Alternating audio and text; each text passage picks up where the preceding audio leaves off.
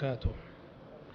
إن الحمد لله نحمده ونستعينه ونستغفره ونعوذ بالله من شرور أنفسنا ومن سيئات أعمالنا. من يهده الله فلا مضل له ومن يضلل فلا هادي له، وأشهد أن لا إله إلا الله وحده لا شريك له، وأشهد أن محمدًا عبده ورسوله. يا أيها الذين آمنوا اتقوا الله حق تقاته ولا تموتن إلا وأنتم مسلمون.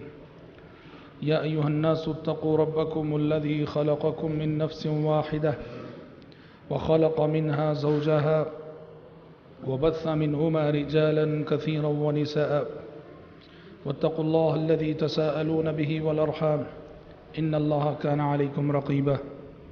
يا أيها الذين آمنوا اتقوا الله وقولوا قولا سديدا يصلح لكم أعمالكم ويغفر لكم ذنوبكم، ومن يطع الله ورسوله فقد فاز فوزا عظيما. أما بعد، فإن خير الحديث كتاب الله، وخير الهدي هدي محمد صلى الله عليه وسلم، وشر الأمور محدثاتها، وكل محدثة بدعة، وكل بدعة ضلالة، وكل ضلالة في النار. أعوذ بالله السميع العليم من الشيطان الرجيم من همزه ونفخه ونفسه. وعلى الثلاثة الذين خلفوا حتى إذا ضاقت عليهم الأرض بما رحبت وضاقت عليهم أنفسهم وظنوا أن لا ملجأ من الله إلا إليه ثم تاب عليهم ليتوبوا إن الله هو التواب الرحيم. اللہ تعالیٰ کا بے انتہا شکر و احسان ہے کہ الحمدللہ اس کے فضل سے، اس کی توفیق سے دروس سیرت کا یہ سلسلہ تقریباً نصف مہینے سے زائد کی مدت سے چل رہا ہے، اور ہم نبی کریم صلی اللہ علیہ وسلم کی مکی زندگی کو ختم کر کے آپ صلی اللہ علیہ وسلم کی مدنی زندگی کے حالات کو سن رہے ہیں، سنا رہے ہیں. اور جیسے کہ بتایا گیا تھا کہ مدنی زندگی جو آپ صلی اللہ علیہ وسلم کی تھی وہ زیادہ تر جنگوں میں گزری، اور ہم نے کہا کہ ان جنگوں میں بڑے دروس ہیں، بڑے سبق ہیں، بڑی عبرتیں ہیں. اسی لیے جو عہد نبوت کی مشہور جنگیں تھیں اس پر جو ہے روشنی ڈالی جا رہی ہے. آج کا ہمارا درس انشاءاللہ تعالی غزوہ تبوک سے متعلق ہوگا. یہ غزوہ نبی کریم صلی اللہ علیہ وسلم کا آخری غزوہ تھا. پیارے نبی نے جن جنگوں میں شرکت کی اس میں سے آخری جنگ تھی یہ جو سن 9 ہجری میں ہوئی تھی یہ جنگ. اس کے بعد آپ صلی اللہ علیہ وسلم کسی جنگ میں شریک نہیں ہوئے تھے. اور جنگ کے اعتبار سے اگر دیکھیں تو اس میں کوئی لڑائی نہ ہوئی، جنگ نہ ہوئی، گئے ضرور تھے، مقابلہ نہیں ہوا، لیکن اس لڑائی سے متعلق جو سفر جاتے ہوئے ہوا، جو سفر آتے ہوئے ہوا، اس لڑائی سے متعلق کئی ایک ایسے واقعات جڑے ہوئے ہیں کہ جن واقعات نے اس غزوے کو بڑی اہمیت عطا کی ہے. تو آج انشاءاللہ تعالی انہی حالات اور انہی واقعات پر روشنی ڈالی جائے گی. دیکھیے، غزوہ تبوک یہاں کرسچن اور جو رومی لوگ تھے وہ مسلمانوں کا ٹارگٹ تھے.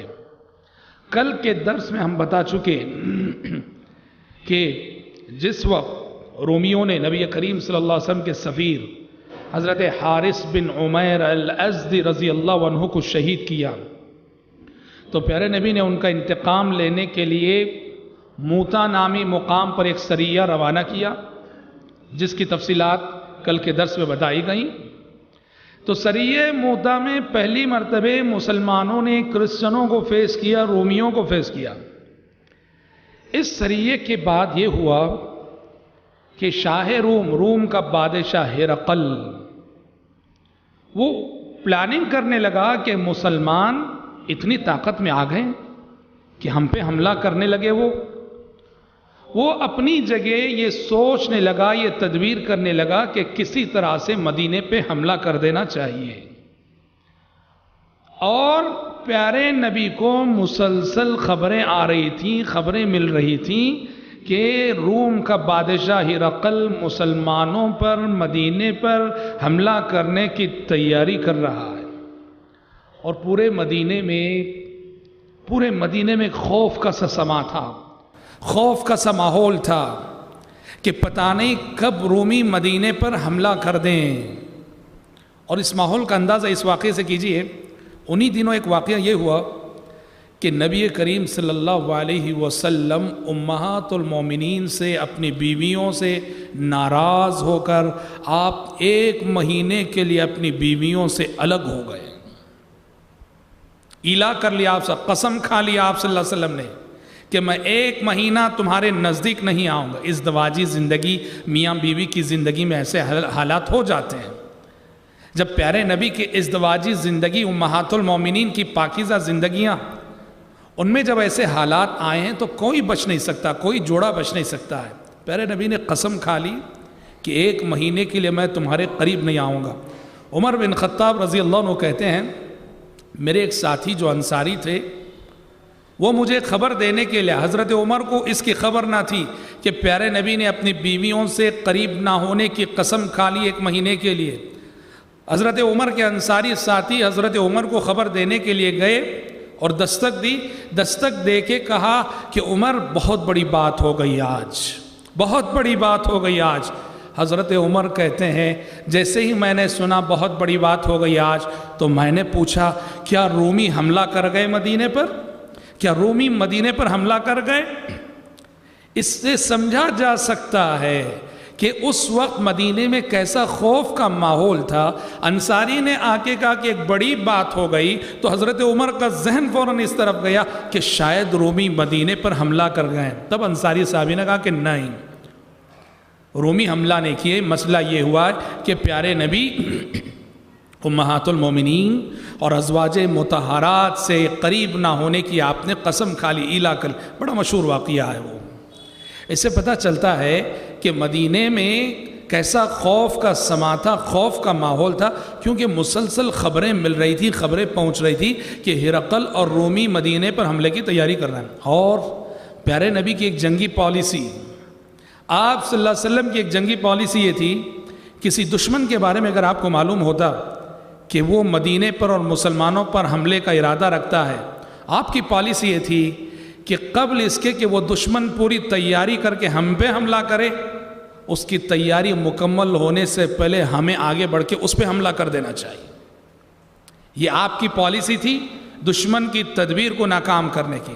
اس لیے پیارے نبی نے یہ سوچا کہ قبل اس کے کہ روم کا بادشاہ ہرقل اپنی تیاری مکمل کر کے ہم پہ حملہ کرے، ہم تیاری کر کے آگے بڑھ کے اس پہ حملہ کر دیں گے۔ ایک تو یہ بات ہوئی۔ دوسری بات انہی دن یہ ہوئی، مدینے کے منافق، اور اس میں خصوصاً ایک تھا ابو عامر الفاسق، اس کا نام تھا، اس نے مدینے میں ایک مسجد بنائی، مسجد زرار کے نام سے۔ اور مسجد کا ٹارگٹ کیا تھا؟ جو اندرونی طور پہ شاہ روم ہرقل سے انہوں نے رابطہ کیا تھا، تعلقات قائم کیے تھے، اسے ابھارا تھا، اکسایا تھا کہ مدینے پر حملہ کر دو، ہم تمہارا ساتھ دیں گے۔ تو اس نے کہا تھا کہ ہمارے لیے مدینے میں کوئی مرکز بناؤ۔ تو اللہ اور اللہ کے رسول کے دشمنوں کو پناہ دینے کے لیے منافقوں نے مسجد بنائی جسے مسجد زرار کہا جاتا ہے، اور اپنی پلاننگ کو، اپنے ٹارگٹس کو چھپا کر پیارے نبی کی خدمت میں آ کے کہنے لگے مسجد نبوی آنے جانے میں کافی دشواری ہے اللہ کے نبی، اس لیے ہم نے ایک مسجد یہاں بنائی ہے، ہماری درخواست ہے، ہماری ریکویسٹ ہے کہ ذرا آ کے ایک مرتبہ نماز پڑھ دیں آپ۔ اور ان کا ارادہ یہ تھا کہ اگر پیارے نبی ایک مرتبہ نماز پڑھ جائیں گے اس مسجد میں، اس مسجد کو ایک سند مل جائے گی کہ واقعتاً یہ ایتھینٹک مسجد ہے، اس لیے کہ اللہ کے نبی نے یہاں نماز پڑھی ہے۔ لیکن اللہ تعالیٰ کو، آپ صلی اللہ علیہ وسلم کو اس فتنے میں یا آپ صلی اللہ علیہ وسلم کو اس فتنے سے اللہ تعالیٰ نے آگاہ کر دیا تھا، بچانا تھا اس اقدام سے۔ پیارے نبی نے تو یہ کہہ دیا تھا اچھا تبوک سے واپسی کے بعد میں دیکھتا ہوں، غور کرتا ہوں، آسمان سے وحی آ گئی والذین اتخذوا مسجدا ضرارا وکفرا وتفریقا بین المؤمنین وارصادا لمن حارب اللہ ورسولہ من قبل ولیحلفن ان اردنا الا الحسنى واللہ یشہد انہم لکاذبون۔ ان منافقوں نے جو مسجد بنائی ہے، بہت غلط ارادے ہیں ان کے، غلط نیتیں ہیں ان کی، مسلمانوں کو اس مسجد سے وہ نقصان پہنچانا چاہتے ہیں، مسلمانوں کے اتحاد کو پارا پارا کرنا چاہتے ہیں، اور اللہ اور اللہ کے رسول کے دشمنوں کو یہاں پناہ دینا چاہتے ہیں۔ لہٰذا وہی آ گئی، لا تقم فیہ ابدا، اے پیغمبر بھولے سے بھی اس مسجد میں کبھی نماز نہ پڑھنا، کبھی یہاں حاضری نہ دینا، نماز نہ پڑھنا۔ پتہ چلا کہ مسجدیں خالص اللہ کی رضا، اللہ کی خوشنودی کے لیے بنائی جانی چاہیے۔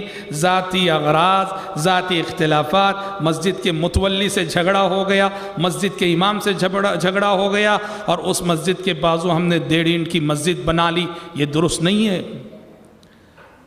یہ 2 حالات تھے جن حالات میں نبی کریم صلی اللہ علیہ وسلم کو لگا کہ آگے بڑھ کے حملہ کرنا چاہیے۔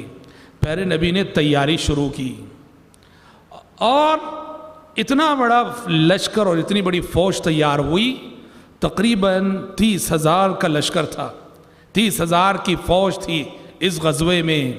اس لیے کہ سریہ موتا میں اندازہ ہو گیا تھا مسلمان صرف 3,000 تھے، اور 3,000 کے مقابلے میں رومی 2 لاکھ آئے تھے۔ تو اس لیے پیارے نبی نے اب کی مرتبہ خوب تیاری کی، اور 30,000 کا لشکر۔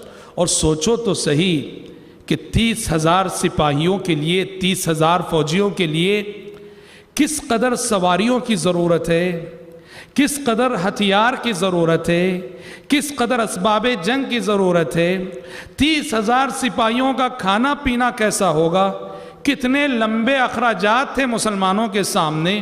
اللہ اکبر۔ یاد رکھنا کہ دولت اسلام کے لیے، اسلام کی ترقی کے لیے مال کی بہت ضرورت ہوتی ہے، مال کی بہت ضرورت ہوتی ہے۔ امت کے مالدار ہر دور اور ہر زمانے میں اللہ نے جن لوگوں کو دولت بھی دی اور دل بھی دیا، اللہ کے ان بندوں کے مال اور اللہ کے ان بندوں کی دولت سے ہمیشہ سے دین آگے بڑھا ہے۔ اور پیارے نبی نے اس وقت اعلان کیا، 30,000 سپاہیوں کا مسئلہ ہے، آپ نے اعلان کیا من جہز جیش العسرۃ فلہ الجنہ، 30,000 سپاہیوں کا مسئلہ ہے۔ آپ نے فرمایا جو شخص آج ہماری اس فوج کو، ہمارے اس لشکر کو مسلح کرے، تیار کرے، اس فوج کی تیاری میں مدد دے، فلہ الجنہ، میں اس کو جنت کی ضمانت دیتا ہوں۔ مال کو ایسا نہیں کہ شریعت ہمیشہ مال کی مذمت کرتی ہے، مالدار کی برائی کرتی، ہرگز نہیں۔ اللہ اکبر۔ مال غلط ہاتھوں میں چلا جائے، مال کا غلط استعمال ہو تو انسان مذمت کے قابل ہوتا ہے۔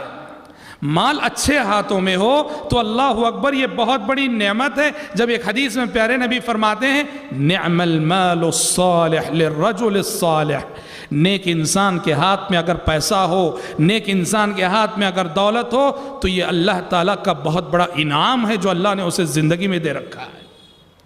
اب اس وقت ضرورت تھی ایسے مالداروں کی جو اپنا ہاتھ کھولیں، اپنا دل کھولیں، اپنا جیب کھولیں۔ آپ نے کہا من جہز جیش العسرۃ فلہ الجنہ، کون ہے جو آج اپنی دولت لٹائے، اپنا مال خرچ کرے اللہ کے راستے میں، اس کے بدلے میں اسے جنت کی ضمانت دیتا ہوں۔ حضرات یہی وہ موقع تھا جس موقع کے حوالے سے آپ نے بارہا وہ حدیث سنی ہے اور بارہا وہ واقعہ سنا ہے کہ ابو بکر صدیق رضی اللہ عنہ گھر میں جو کچھ تھا سب سمیٹ لائے، عمر بن خطاب تو آدھا لے کر آئے، اور وہ سمجھ رہے تھے کہ شاید آج میں سب سے سبقت کر جاؤں گا، پر ابو بکر صدیق رضی اللہ عنہ گھر میں جو کچھ تھا سب سمیٹ لائے اور اللہ کے نبی کی خدمت میں رکھ دیا۔ اور پیارے نبی کے پوچھنے پر وہ مشہور جواب انہوں نے دیا تھا کہ گھر والوں کے لیے کیا چھوڑ آئے ہو، بیوی بچوں کے لیے کیا چھوڑ آئے ہو؟ ابو بکر صدیق نے کہا تھا گھر والوں کے لیے، بیوی بچوں کے لیے اللہ اور اس کے رسول کو چھوڑ آیا ہوں۔ رضی اللہ عنہ وارضا۔ ابو بکر کے اس صدقے کی، ابو بکر کے اس جذبہ انفاق اور ابو بکر کے اس خرچ کے معیار کی تعریف کرتے ہوئے رب العالمین نے اسی لیے سورۃ اللیل میں مکی زندگی ہی میں ابو بکر کی تعریف میں یہ آیتیں نازل کر دی تھیں، فَأَمَّا مَنْ أَعْطَى وَاتَّقَى وَصَدَّقَ بِالْحُسْنَى فَسَنُيَسِّرُهُ لِلْيُسْرَى۔ اور حضرات یہی وہ موقع تھا جب داماد رسول عثمان بن عفان رضی اللہ عنہ حالات کی نزاکت کو دیکھتے ہوئے ان کا پورا ایک قافلہ، تجارتی قافلہ جس میں 200 سے زائد اونٹ تھے، 200 سے زائد اونٹ تھے۔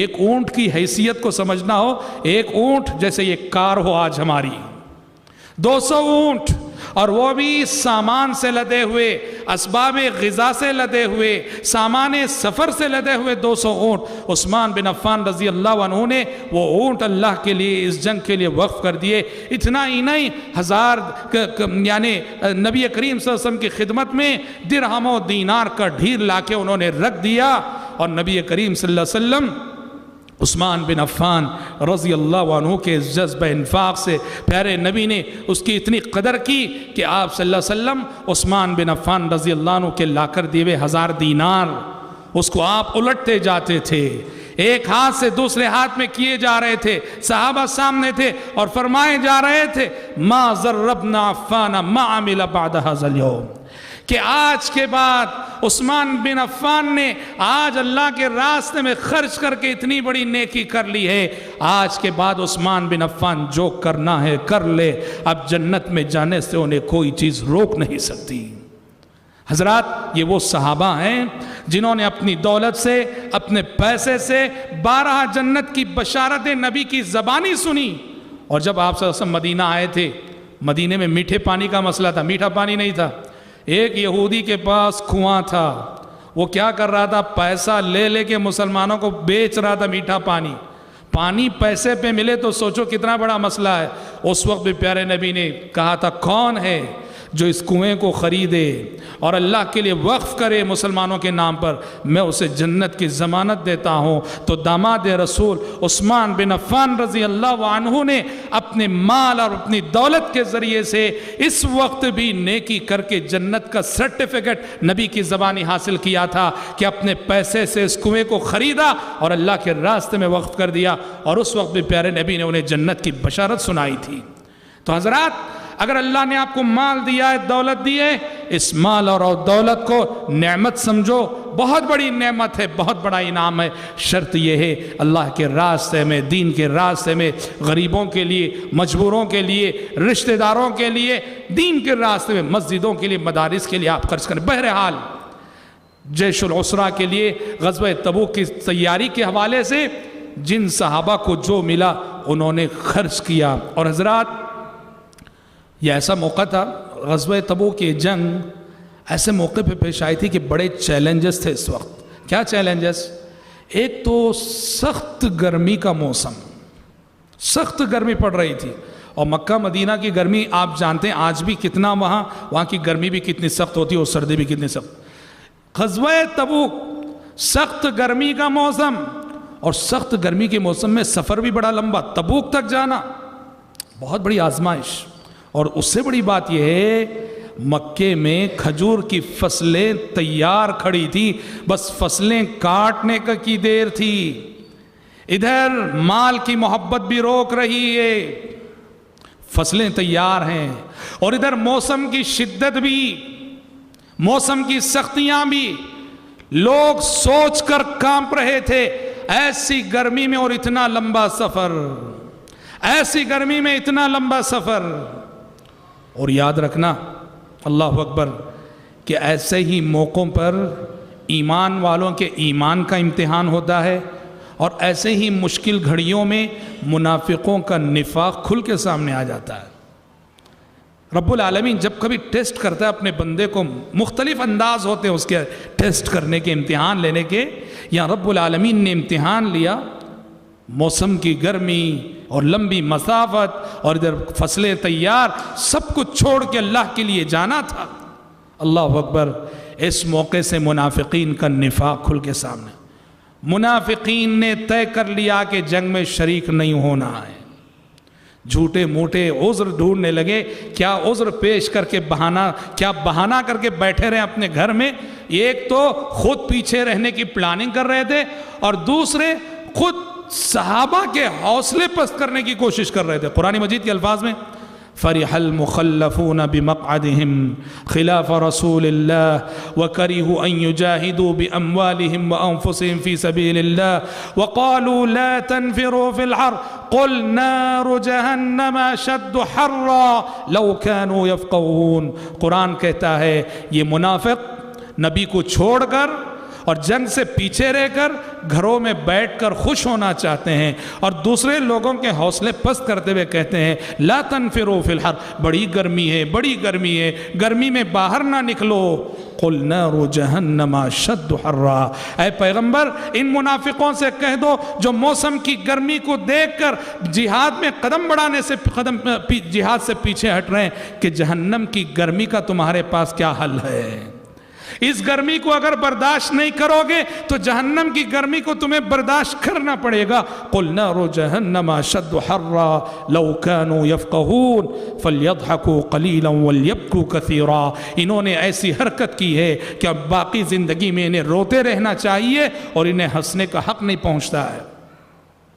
منافقین کا نفاق سامنے آ گیا، وہ رہنے کی اور بیٹھے رہنے کی پلاننگ کر رہا۔ اور دیکھو اللہ اکبر، منافق اور مومن یہی فرق ہوتا ہے۔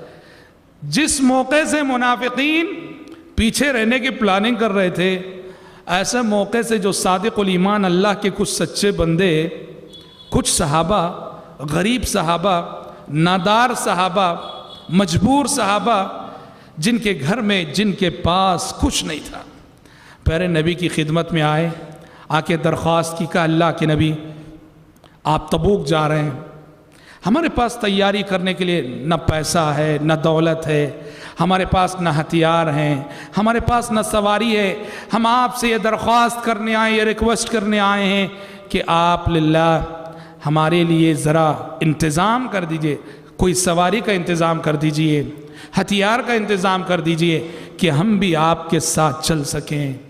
پیارے نبی نے کہا کہ میرے صحابہ تم غریب ہو، نادار ہو، تم غریب ہو، نادار ہو، تم معذور ہو، کیونکہ میرے پاس بھی اتنا پیسہ نہیں ہے کہ میں تمہیں سواری دے سکوں، میرے پاس بھی اتنا پیسہ نہیں ہے کہ میں تمہیں ہتھیار دے سکوں، لہٰذا جاؤ، اللہ کے پاس تمہاری کوئی پکڑ نہیں ہے، تمہاری غربت کی وجہ سے تم اس جنگ میں شرکت سے معذور ہو، کوئی بات نہیں، مدینے ہی میں رہو، ہم جا کر آئیں گے۔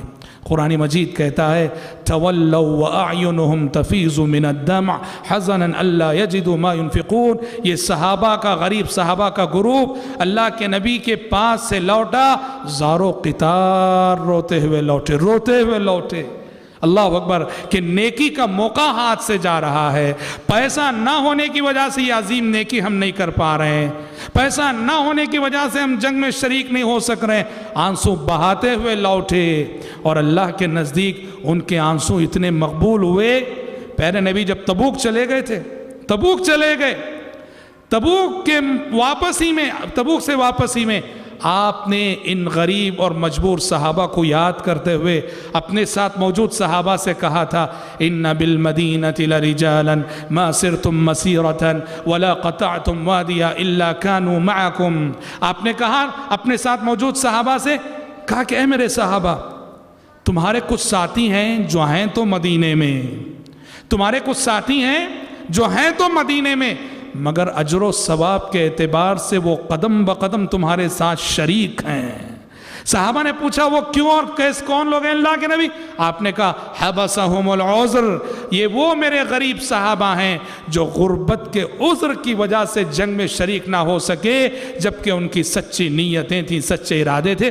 پتہ چلا مومن کی نیت بھی مستقل عمل ہے، مومن کی نیت بھی مستقل عمل ہے۔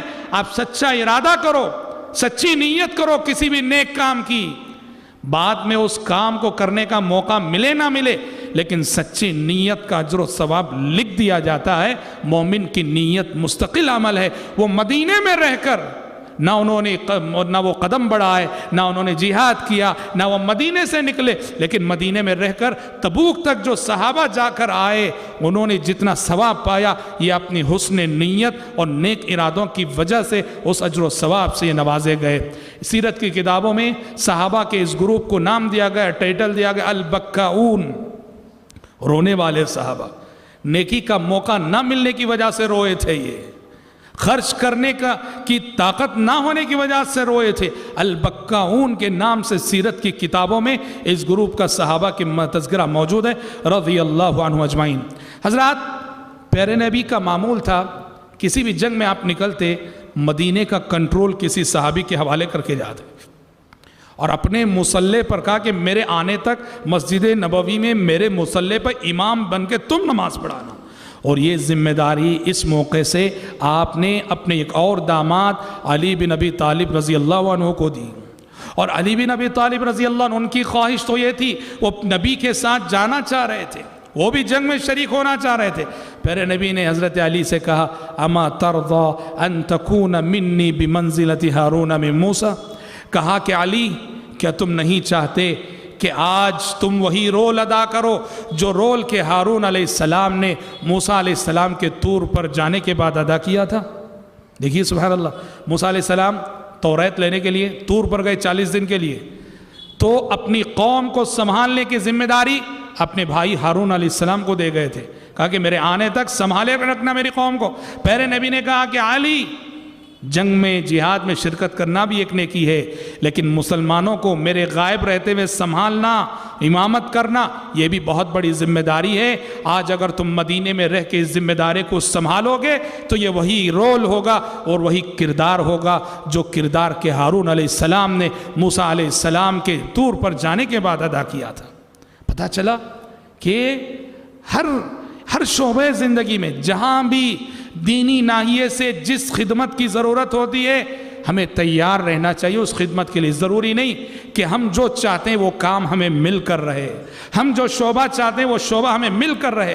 مقصد یہ ہے کہ ہم سے دین کا فائدہ ہو جائے، ہم سے امت کا بھلا ہو جائے، ہم سے جو ہے دین کی کچھ خدمت ہو جائے۔ حضرات، پیارے نبی مدینے سے نکلے صلوات اللہ وسلم، اور جیسے ہم نے کہا 30,000 کا لشکر، پورے عہد نبوت میں اتنا بڑا لشکر کبھی نہیں تھا، 30,000 کی فوج۔ اور صورتحال کیا تھی جانتے ہیں؟ سواریوں کی اتنی قلت تھی، اس گرمی کے موسم میں 18 صحابہ کے پاس ایک اونٹ، باری باری ایک صحابی اس اونٹ پہ بیٹھتے تھے، ایک اونٹ سے 18 صحابہ جڑے ہوئے۔ تھوڑی دور وہ صحابی بیٹھتے، پھر وہ اترتے، دوسرے بیٹھتے تھوڑی دور، پھر وہ اترتے، پھر تیسرے بیٹھتے۔ اس طرح بلا مبالغہ سفر کا اکثر حصہ پیدل طے ہوا ہے۔ صحابہ کا لائف اسٹائل ہی ایسا تھا کہ اللہ اکبر، انہیں کسی ورزش کی، کسی کثرت کی ضرورت نہیں تھی۔ آج ہم آرام کے ایئر کنڈیشن کمروں میں بیٹھے ہوئے محنت نہیں کرتے ہیں، نتیجے میں آج ہمیں ریاضی سے ورزش کی اور ریاضت کی اس کی ضرورت، ورنہ بہت ساری بیماریاں آنے کا خوف۔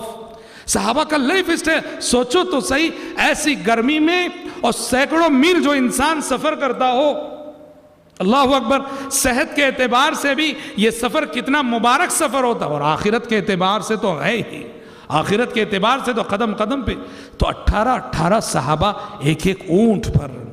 اور حضرات، اس راستے میں تبوک کی طرف جاتے ہوئے ایک ہوا یہ، قوم سمود کے علاقوں سے گزر ہوا۔ قوم سمود آپ جانتے ہیں مدائن صالح، اور جسے العلا کہا جاتا ہے، آج وہ سعودی عرب میں آج وہ علاقہ آتا ہے۔ قوم سمود کے علاقوں سے صحابہ کا گزر ہوا۔ قوم سمود کی بستیاں، ان کے کھنڈرات تباہ شدہ آج بھی وہ موجود ہیں، ویران پڑے ہوئے ہیں، عہد نبوت میں بھی موجود تھے۔ صحابہ وہاں سے گزرے، وہاں جو کنواں تھا، قرآن مجید قوم سمود کا جہاں ذکر کرتا ہے وہ یہ کنویں کا ذکر کرتا ہے، یہ کنواں تھا، اس میں پانی تھا۔ صالح علیہ السلام کی اونٹنی اس سے پانی پیتی تھی، قوم کی اونٹنیاں پانی پیتی تھیں۔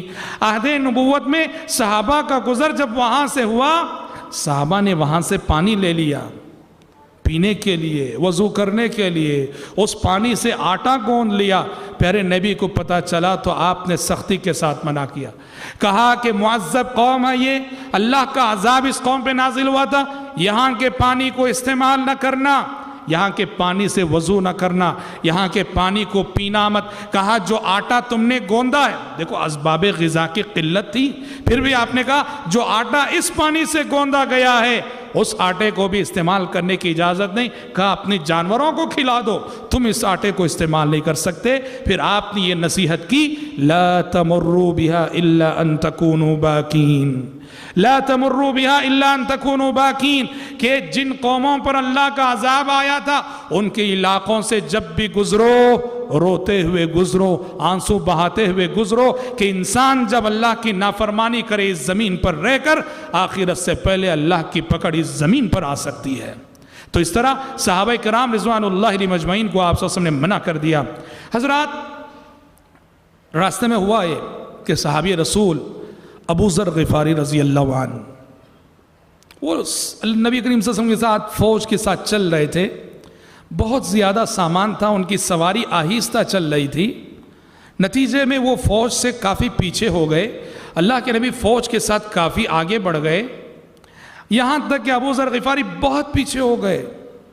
تو انہوں نے کیا کیا، اپنی سواری کو چھوڑ ہی دیا، سارا لگیج جو کچھ تھا اٹھایا، اپنی پیٹھ پہ لاد لیا اور پیٹھ پہ لاد کے چلتے ہوئے اکیلے نبی کریم صلی اللہ علیہ وسلم کا قافلہ جس سمت گیا ہے اس سمت جانے لگے۔ پیارے نبی بہت دور جا کے پڑاؤ کیے ہوئے تھے، صحابہ بھی پڑاؤ کیے ہوئے تھے، صحابہ نے پیارے نبی سے کہا، ظاہر بات ہے صحرائی صحرا تھا، میل میل تک زمین نظر آتی تھی، درخت نہ تھے، اتار چڑھاؤ بہت کم تھا۔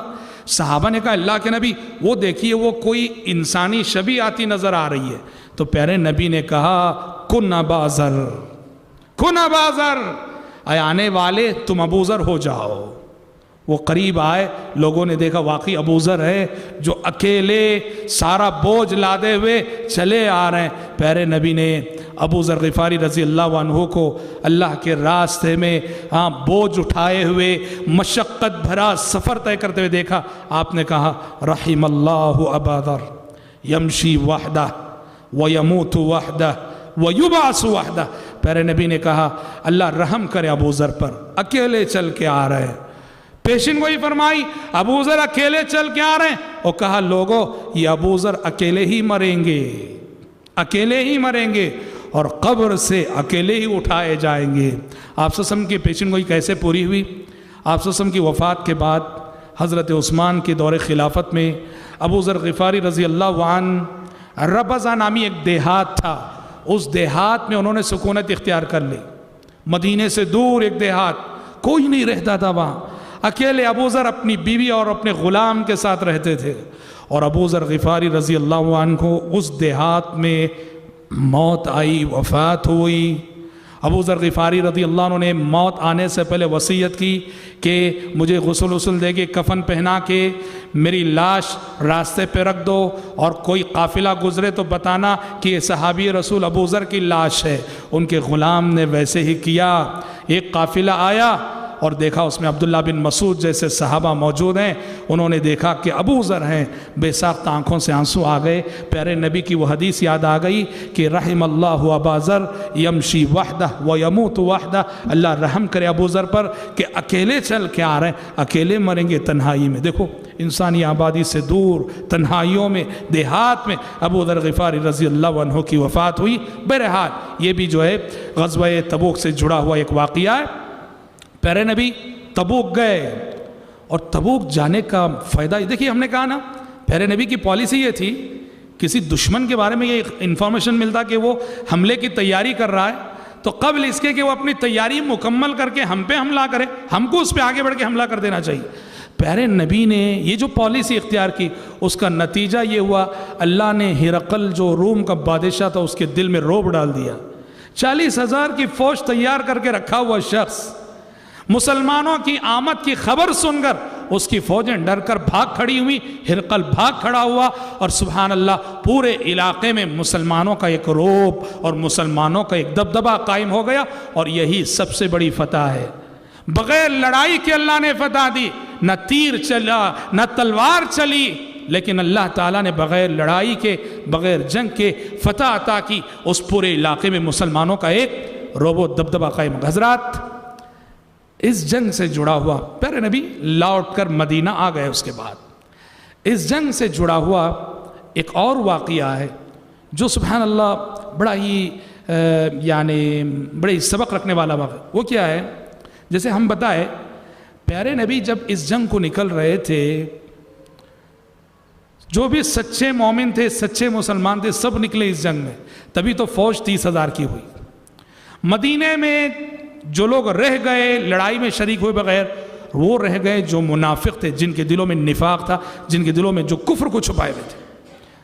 لیکن 3 مسلمان ایسے تھے جو صادق الایمان تھے، سچے تھے، لیکن ان سے یہ غلطی ہو گئی کہ بغیر کسی ریزن کے، بغیر کسی عذر کے وہ جنگ میں شریک نہ ہو سکے.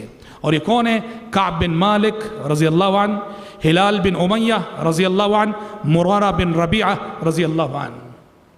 خود کعب بن مالک کہتے ہیں رضی اللہ عنہ کہ میرا ارادہ تو جنگ میں شریک ہونے کا تھا، لیکن کیوں شریک نہیں ہو سکے؟ دیکھو ایک چیز ہے، شیطان کا فریب ہے، شیطان کا اسلوب ہے. مجھے بھی، آپ کو بھی، کسی بھی مسلمان کو نیکی سے روکنا چاہتا ہے تو کیا کل دیکھیں گے، بعد میں دیں. اس کو عربی زبان میں کہتے ہیں تسویف. سوف افعل، سوف افعل، چلیے بعد میں کریں گے، بعد میں پڑھیں گے، بعد میں. یہ جو بعد میں ہے نا، ہاں ہمارے نوجوانوں کو داڑھی چھوڑ بولتے ہیں انشاءاللہ رمضان سے، اسی کو کہتے ہیں تسویف. ایک بے نمازی ہے، ارادہ کرتا ہے ٹھیک ہے نمازی بن جائیں گے، کیا کہتے اب جو رمضان آئے گا نا، اس رمضان سے میری نماز چالو. یہ تسویف، یہ مت سمجھو کہ یہ نیک خیال ہے، یہ شیطان کا خیال ہے. اگر آپ صحیح معنوں میں نیک بننا چاہتے ہیں، ابھی جس وقت آپ فیصلہ کر رہے ہیں اسی وقت سے شروع کرو. اب آپ نے توبہ کی، اب تک بے نمازی تھے، چلو ابھی عشاء سے میں نماز شروع کر دوں، عشاء سے میں نمازی، اب تک جو ہو چکا اللہ معاف کرے، توبہ کر لینا. کعب بن مالک رضی اللہ عنہ کہتے ہیں میں نے کبھی یہ نہیں سوچا کہ جنگ میں شریک نہیں ہونا ہے، کبھی نہیں. میرا تو ارادہ تھا ہی، لیکن یہ تھا سوف افعل. ان کے پاس وہ کہتے ہیں میرے پاس تو پیسہ تھا، سواری اچھی تھی، صحابہ کو دیکھتا تھا سب نکلنے کے لیے تیاری کر رہے ہیں. میں بولتا ارے میری سواری تو بڑی مضبوط ہے، تیاری کی ضرورت کیا ہے. کہتے ہیں یہاں تک کہ وہ دن آ گیا جس دن اللہ کے نبی صحابہ کو لے کر جنگ کے لیے مدینے سے نکل رہے تھے، تب بھی میرے دل میں یہ بات ہے نکل جانے دو، پیچھے ذرا جا کے مل جائیں گے. نکل کے 1 دن ہو گیا، تب بھی جو ہے دل میں چلو اطمینان سے جائیں گے، جا کے بعد میں ملیں گے. اس طرح ایک طرح سے یوں کہیے کہ ہلکی سی غفلت ہو گئی، سستی ہو گئی، اور بغیر کسی عذر کے ایک ایسے موقع پہ جب سب کی شرکت ضروری تھی 3 صحابہ پیچھے رہ گئے، کعب بن مالک، ہلال بن امیہ، مرارہ بن ربیعہ. اب ان کا واقعہ سنیے. پیارے نبی جنگ سے واپس آئے نبی کریم صلی اللہ علیہ وسلم. اور آپ کی عادت تھی جب بھی سفر سے واپس آتے سیدھے مسجد جاتے، 2 رکعت نماز پڑھتے، نماز پڑھ کے پھر گھر جاتے. آپ سیدھے مسجد نبوی آئے. مسجد نبوی میں آ کر آپ صلی اللہ علیہ وسلم نے 2 رکعت نماز پڑھی، بیٹھے. اب منافقین کا تانتا بندھا ہوا ہے، لائن میں آ کے کھڑے ہو گئے منافق. کیا سب اللہ کے نبی میں اس لیے شریک نہیں ہو سکا، میری بچی بیمار تھی، چلو ٹھیک. کوئی اللہ کے نبی میں اس لیے شریک نہیں، میں بیمار تھا، چلو ٹھیک. منافقین جھوٹے عذر پیش کر رہے تھے، کوئی سچائی نہیں تھی. اب اللہ کے نبی صلی اللہ علیہ وسلم وہ جو بول رہے ہیں ان کے ظاہر کا اعتبار کر کے چلو ان کا معاملہ اللہ کے حوالے کر دیے. تمہارا معاملہ دل کی نیت ہے اللہ جانتا ہے، خیر میں تمہیں کوئی سزا نہیں دوں گا اس لیے کہ تم ایک ریزن پیش کر رہے ہو، کہاں تک سچے ہو وہ تمہارے اور اللہ کے درمیان. سب کو معاف کر دیا پیارے منافقین کو. کعب بن مالک، ہلال بن امیہ، مرارہ بن ربیعہ، ان تینوں نے سچائی سے کام لیا. یہ تینوں آئے، آ کے بولے اللہ کے نبی سچی بات یہ ہے کوئی عذر نہ تھا، کوئی ریزن نہ تھا، صحت مند تھے ہم، پیسہ تھا، ہتھیار تھے، سواری تھی، سب کچھ تھا، غلطی ہو گئی. اللہ اکبر. دیکھیے کتنی بڑی بات ہے، کتنی بڑی بات ہے. یہ ہے کردار، یہ ہے اخلاقی جرأت. کعب بن مالک کہتے ہیں لوگوں نے مجھے بھی مشورہ دیا کہ دیکھو لو جس طرح یہ منافقین عذر پیش کر کے بچ جا رہے ہیں تم بھی بچ جاؤ.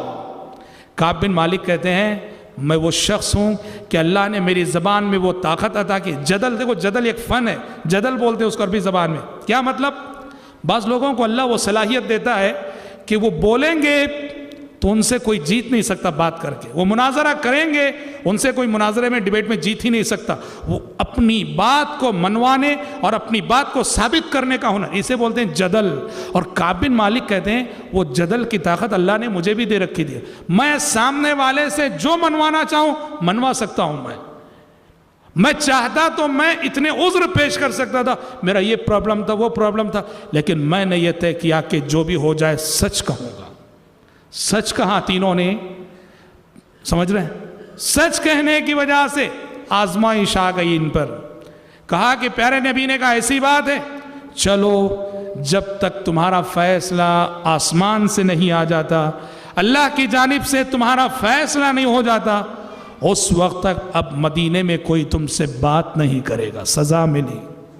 ہاں دیکھو کہتے ہیں مکتب عشق کا انداز نرالا دیکھا ہے, مکتب عشق کا انداز نرالا دیکھا ہے, اس کو چھٹی نہ ملی جس نے سبق یاد کیا. یہی مطلب جو منافقین تھے, منافقین جھوٹ موٹ بول کے بچ گئے, دنیاوی سزا سے بچ گئے, مگر ان کے نصیب میں آخرت کی سزا ہے. اور انہوں نے جو سچ کہا, انہوں نے سچ کہا, اور سچ کہنے کی وجہ سے آفت آئی, اس کو چھٹی نہ ملی جس نے سبق یاد کیا. پورے مدینے میں پیارے نبی نے اعلان کر دیا ان 3 لوگوں سے کوئی بولے گا نہیں, ان 3 لوگوں سے کوئی بات کرے گا نہیں. پورا مدینہ, اس پورے شہر مدینہ میں ان تینوں صحابہ سے کوئی بات کرنے والا نہیں, کوئی گفتگو کرنے والا نہیں. اور اللہ اکبر, کتنے دن میرے بھائی؟ 40 دن. اور جس پہ یہ گزرے وہی جان سکتا ہے کہ کیا گزرتی ہے. کوئی بات کرنے والا نہ ہو جی. 40 دن گزرے, کوئی ان سے بولنے والا نہیں, کوئی ان سے بات کرنے والا نہیں. حضرت کعب بن مالک رضی اللہ عنہ کہتے ہیں میرے چچا زاد, دیکھو عربوں میں مشکل وقت میں سب سے زیادہ کام آنے والا ابن العم ہوتا. ابن العم چچا زاد بھائی کو بولتے ہیں. عرب کے کلچر میں چچا زاد بھائی مشکل وقت میں سب سے زیادہ کام آنے والا. حضرت کعب بن مالک کہتے ہیں کہ کوئی مجھ سے مدینے میں چلتا تھا, پھرتا تھا, گھومتا تھا, کوئی بات کرنے والا نہیں, کوئی نہیں. میرے چچا زاد بھائی ابو قتادہ, میں نے سلام کیا, السلام علیکم, جواب نہیں دیا, بہت رنج ہو گیا. حدیثوں میں جو آتا ہے کہ 3 دن سے زیادہ بات نہیں چھوڑنا چاہیے. یہ کب؟ یہ میرا اور آپ کا کوئی ذاتی معاملہ ہو گیا, خاندانی معاملات میں لڑائی ہو گئی, جھگڑا ہو گیا, ذاتی معاملات میں جو اختلاف پیدا ہو جاتا ہے, یہاں 3 دن سے زیادہ بات نہیں چھوڑنا, بات کر لینا, سلام تو کر لینا کم از کم. لیکن اگر دین کا کوئی دینی معاملہ ہو, کوئی شرعی ریزن ہو, شرعی ریزن کے بنا 3 دن سے زیادہ بات چھوڑی جا سکتی ہے. سمجھ رہے ہیں کہ نہیں؟ ہاں, جیسے آپ کا کوئی, ایک چھوٹی سی مثال, کسی کا کوئی بچہ ہے, لڑکا ہے, نماز نہیں پڑھ رہا ہے, بار بار سمجھانے سے نماز نہیں پڑھ رہا ہے. اب آپ اس کی تربیت کے لیے کہہ کر اس کے میں سے بات نہیں کروں گا, جب تک یہ نماز نہ پڑھے میں بات نہیں کروں گا. آپ کو اجازت ہے یہاں 3 دن سے زیادہ بھی اسے بات چھوڑ سکتے ہیں. مقصد تربیت ہے, شرعی ریزن ہے. تو پیارے نبی نے حکم دے دیا کوئی بات نہ کرے, کوئی بات کرنے والا نہیں پورے مدینے میں. جی ہاں, یہیں سے اہل علم نے یہ اصول لیا ہے بات کے ادوار میں کہ جو بدعتی ہوتا ہے اس کو سدھارنے, اس کی بدعت کو روکنے کا ایک ذریعہ یہ ہے کہ اس سے ترک تعلقات کیا جائے. بہرحال حضرت کعب بن مالک رضی اللہ عنہ کہتے ہیں میں مسجد نبوی کو آتا اور آ کر نماز پڑھتے ہوئے کھڑا رہتا, اللہ کے نبی مجھے دیکھ رہے ہوتے, میری جانب اللہ کے نبی نماز پڑھ کے سلام پھیرنے کے بعد مجھے دیکھ رہے ہوتے, اور جیسے ہی میری نظر اللہ کے نبی کی طرف جاتی اللہ کے نبی فوراً اپنی نظر پھیر لیتے. بہرحال 40 دن گزر گئے, کیا گزری ہوگی. اور امتحان کے اندر امتحان, دیکھو کتنا بڑا امتحان. یہ خبر مدینے کے اطراف سب مشہور ہو گئی, پھیل گئی کہ نبی کریم صلی اللہ علیہ وسلم نے کعب بن مالک, ہلال بن امیہ, مرارہ بن ربیعہ, ان تینوں کا بائیکاٹ کر رکھا ہے, کوئی ان سے بات نہیں کر رہا. اور کعب بن مالک کوئی معمولی صحابی نہیں, یہ مدینے میں بہت اونچا مقام رکھنے والے صحابی. غسان کا بادشاہ جو کرسچن بادشاہ تھا اس کو خبر ہو گئی, اس نے موقع کو غنیمت جانا, اور موقع کو غنیمت جان کر اس نے کعب بن مالک کے پاس ایک لیٹر بھیجا, اپنا ایک قاصد بھیجا، اس کے ساتھ ایک خط دے کر بھیجا اور کہا کہ جاؤ کعب بن مالک کو دے دو۔ وہ لے کر آیا خط، آ کر وہ جو غسان کے بادشاہ کا، کرسچن بادشاہ کا قاصد مدینے کی مارکیٹ میں پوچھنے لگا، لوگوں کعب بن مالک کون ہے؟ کعب بن مالک کہاں ہیں؟ تو لوگوں نے اشارہ کیا، دیکھو وہ شخص۔ کعب بن مالک کہتے ہیں میں مدینے کی مارکیٹ سے اس وقت خاموشی سے گزر رہا تھا، کئی لوگوں نے میری جانب اشارہ کیا کہ کعب بن مالک وہ ہے۔ وہ قاصد آیا، آ کر اس نے وہ لیٹر تھمایا۔ دیکھو ایسے مشکل وقت میں، ایسے مشکل گھڑی میں صحابہ کا کردار، صحابہ کا ایمان، اللہ اکبر۔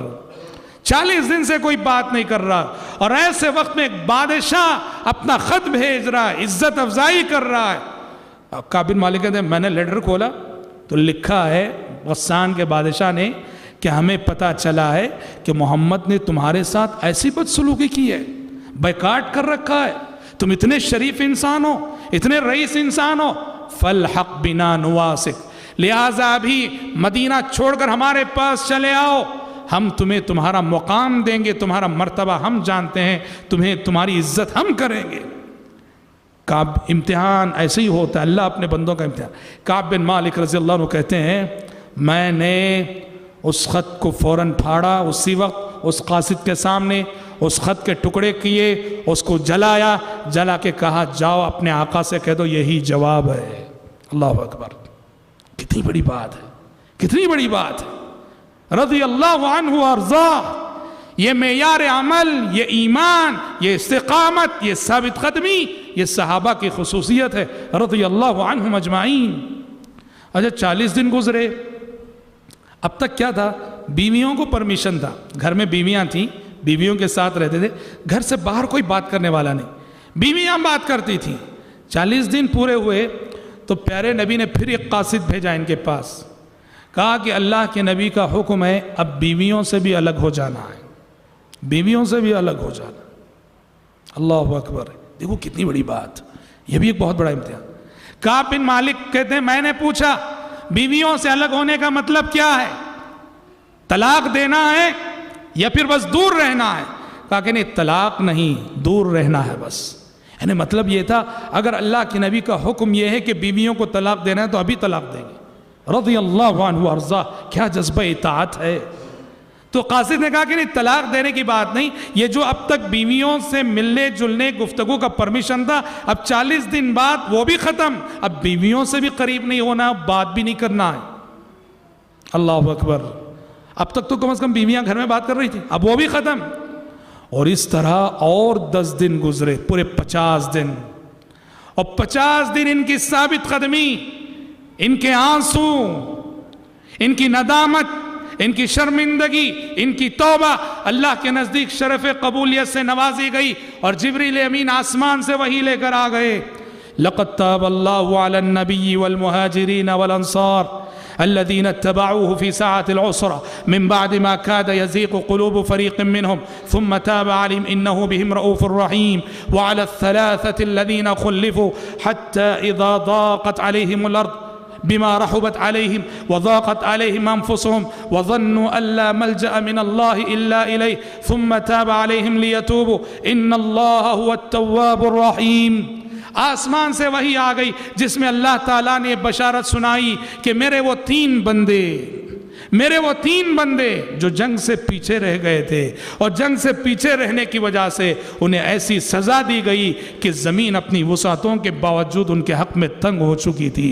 آج میں اپنے ان بندوں کی توبہ قبول کر رہا ہوں، آج میں ان کے حق میں بخشش کی نوید سنا رہا ہوں، آج میں انہیں معاف کر رہا ہوں، آج میں انہیں مغفرت کی خوشخبری سنا رہا ہوں۔ یہ وحی آ گئی، اللہ اکبر۔